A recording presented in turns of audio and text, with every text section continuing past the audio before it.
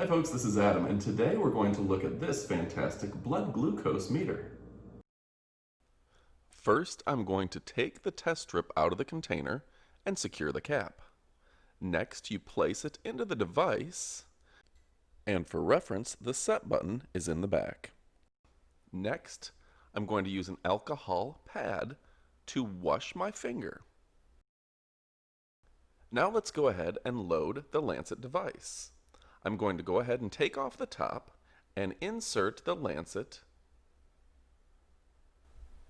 Now just put the top back on, pull the lever in the back, and you're good to go. It is loaded and ready. Now I'll gently press the lancet device to the tip of my finger. Squeezing out just a little bit of blood, I'll wipe that off with a cotton tissue.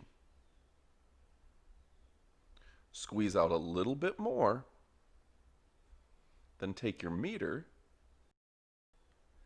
and allow the test strip to just touch the blood so it absorbs and you can get a reading. Just like that. Wait a few seconds and you'll have your results.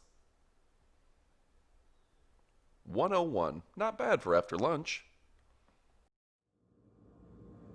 So that's how you use the blood glucose meter.